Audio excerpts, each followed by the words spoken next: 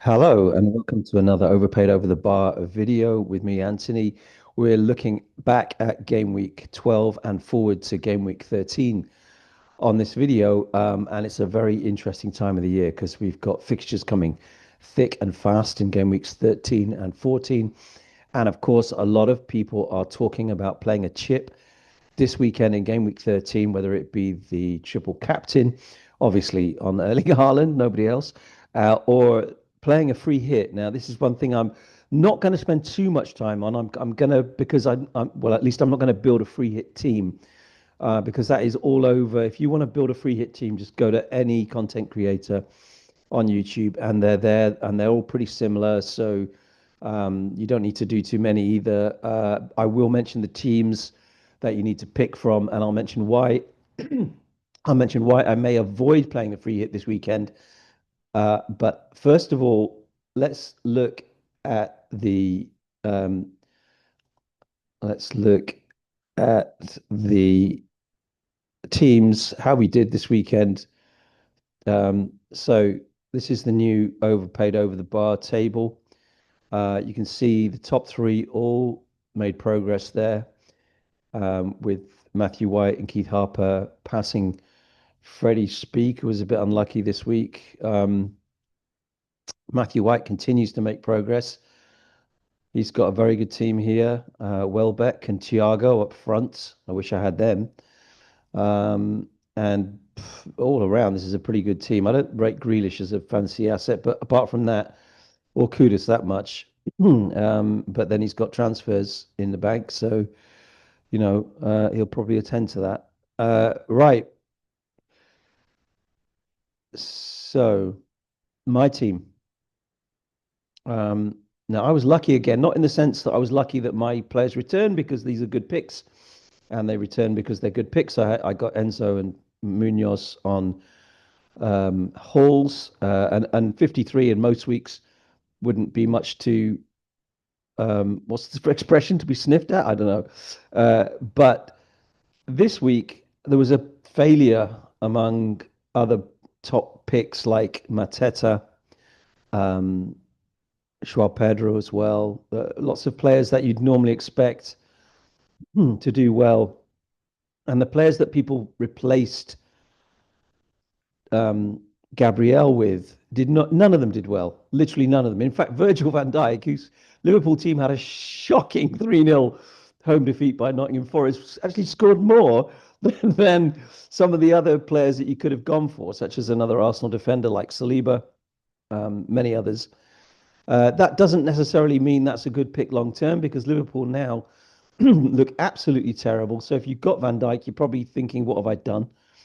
Don't be too hasty. There's still their fixtures are good. So these are the games where they can try and turn them around. But as I speak, last night in the Champions League, or on Tuesday, I don't remember. I think it was last night. They lost. Or was it on Tuesday? They lost 3-0, 4-1. It was last night. They lost 4-1 at home to PSV, who won't win many games in the Champions League. So there's really something very wrong at Liverpool. And lots of people have got their theories why. I'm not going to go into that. I think you know what they are.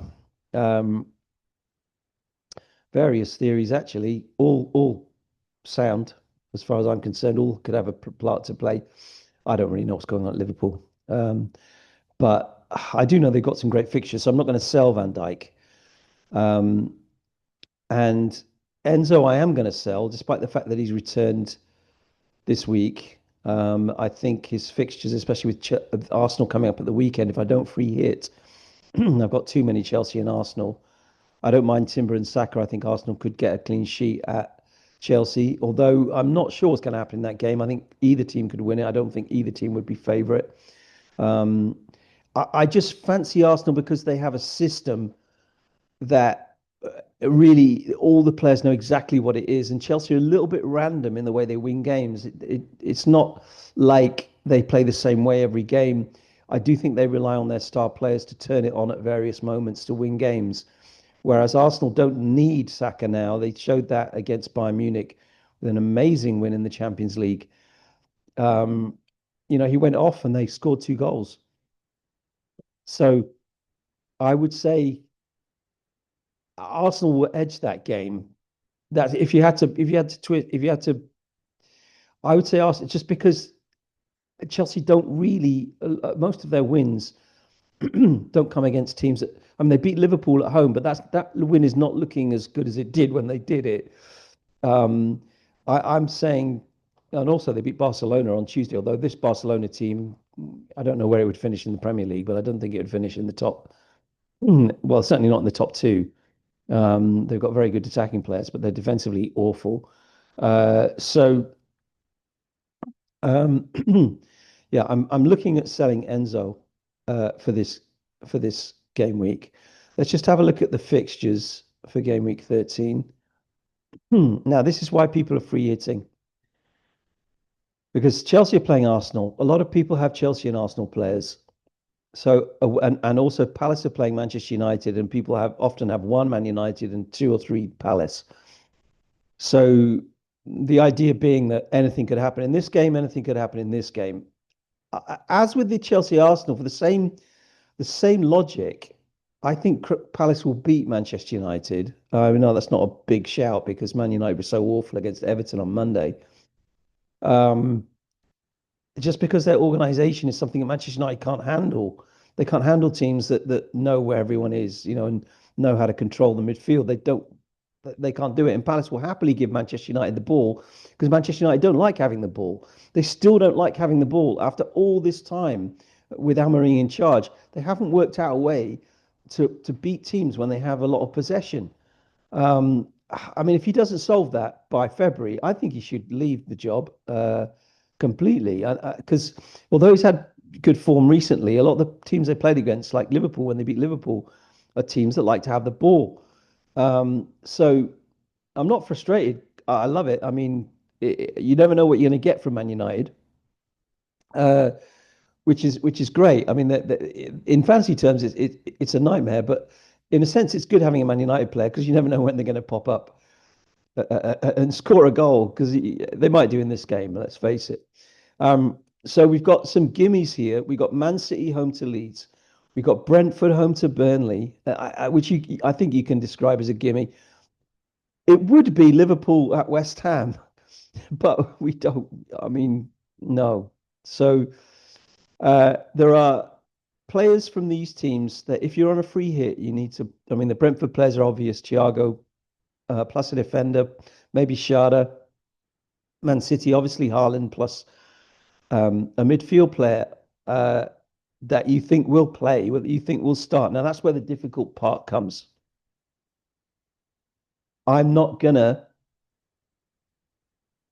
I'm not gonna decide if I'm gonna free hit until 3 o'clock. Sorry, 1:30 p.m. on Saturday. Um, because or 1 o'clock because half an hour before deadline, if there are no leaks about that Man City lineup, I'm not free hitting. They've got this game on Saturday, and they've got another game. Uh, wait, on Tuesday, which is Fulham away. So that's a quick turnaround, home game, then an away game. And every team is facing this. And remember, if you're choosing players from, say, Nottingham Forest on your free hit against Brighton, Nottingham Forest are playing in the Europa League tonight, which is Thursday. Nottingham Forest play again on Sunday, and then they play again on Wednesday, right? So that's 6 days, three games.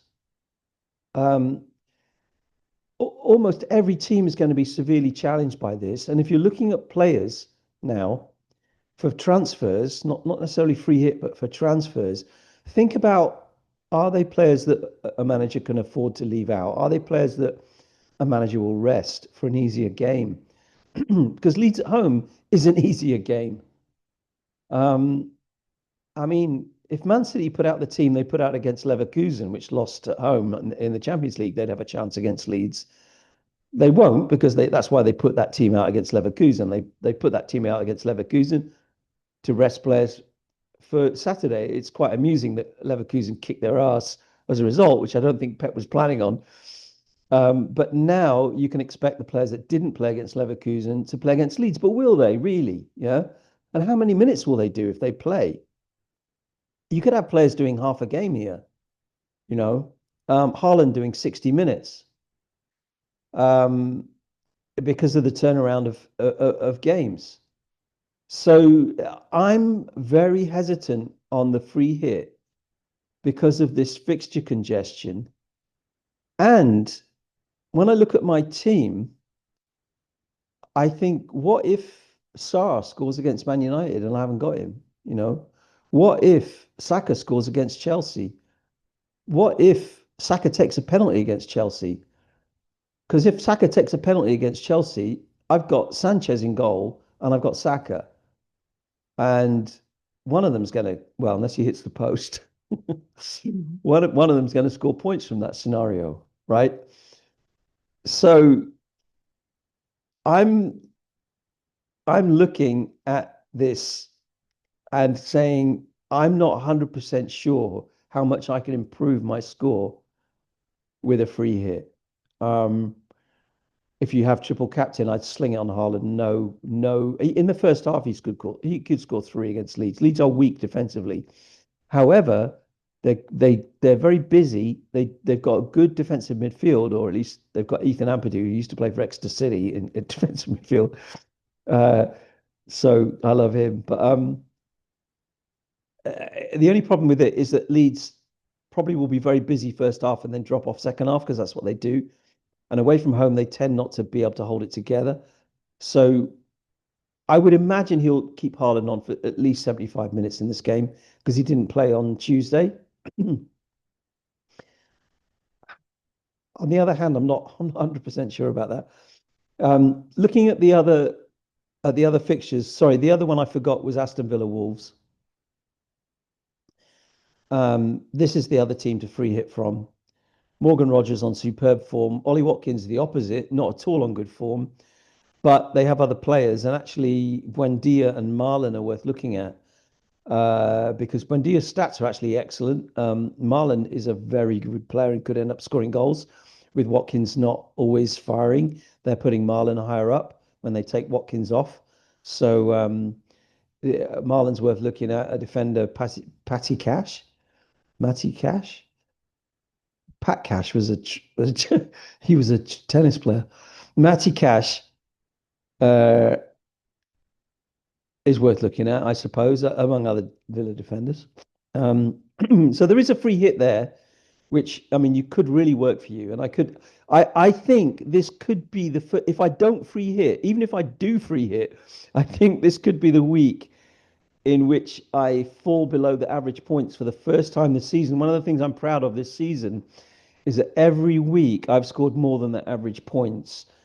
In the last couple of weeks, I've scored more than the average points by 14 points, which has pushed my game week rank up to 35k. Now, you can watch lots of content creators out there. I haven't found one with a rank of 35k.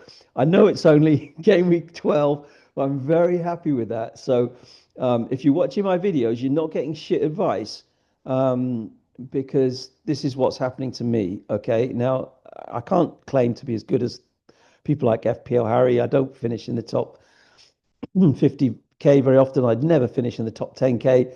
I only once finished 11k.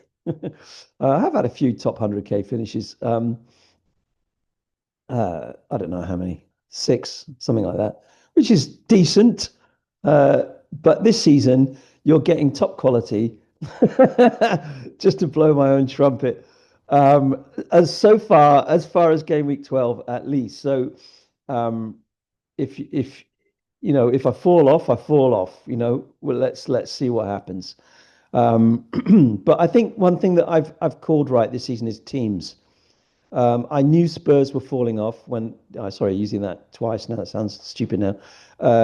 I knew Spurs' form was dipping, and I, I said don't invest there a few weeks ago, I said Everton wouldn't keep on keeping clean sheets. They did at Manchester United this week.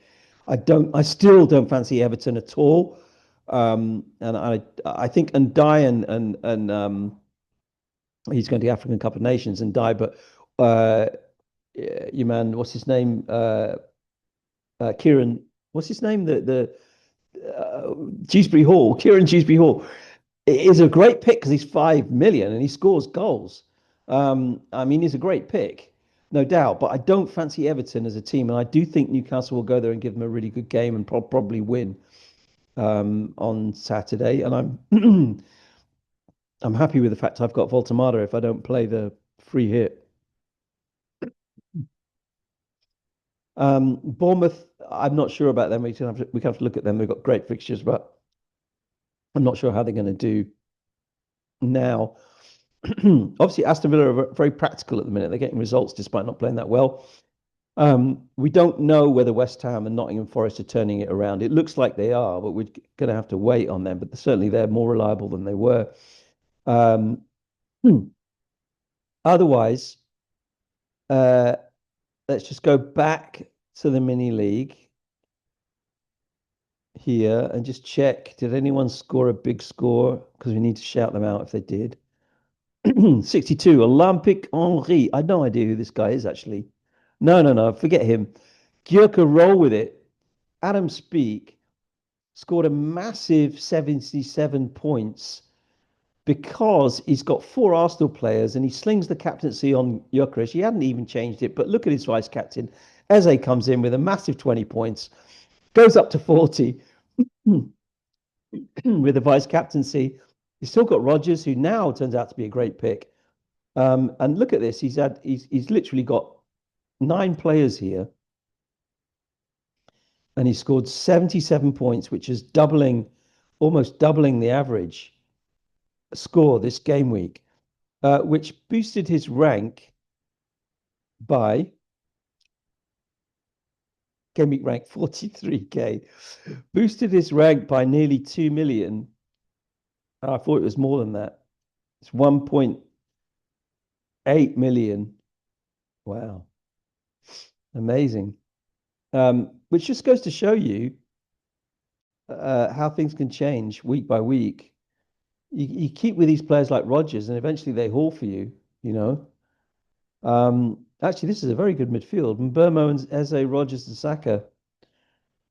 Verts is out until February, I think. 30th of November, it says here. Somebody said it's going to be longer than that. Um,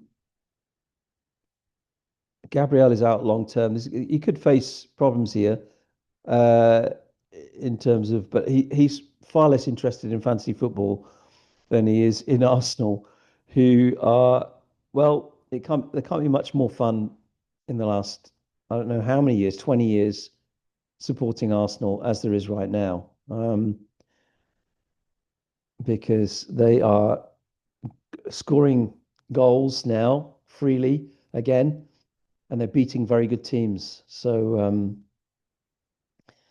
hoping they win the league. I don't know if you're watching this, Adam, but you and Freddie, I wouldn't mind getting you on here next week if they win the next two. If they win Chelsea in the next one, I wouldn't mind having a mid-season review of Arsenal's progress because I think it's worth talking about. Um, so at the top, a lot of players doing well. For example, Freddie in fourth, he's still 145k. That's a massive rank. Um, Last season, that would be leading. That would be top of the overpaid league at this point of the season. Um, so all these players doing the league, doing our mini league, absolutely proud. We are so good at this game. Um, Freddie winning the Nephews Cup. Um, Piers Shingleton stretching his lead over his son Louis by quite a way. He's probably quite happy to be going up the league at this point, and he's got chips to play as well. I know that. So um, this is a great defense. Gosh, still got Reinders. Needs to get rid of him. Bruno Saka. It's a good team, man. Tonali, I like that pick. I like Tonali. Good player. I don't think he's much of a fancy player, but he's a really very good football player. Okay, I'm going to leave it there for today. A bit of a ramble at the end. But so happy that six people watched my video last week. It could have been Keith watching the video six times because I know he likes to watch the videos. Um, uh, but anyway, have a great day. Have a great weekend. I hope your team in real life does well and your fancy team does well too. And remember, there's another one middle of next week. So it's all kicking off now. Take care. Exeter City till I die. See you next time.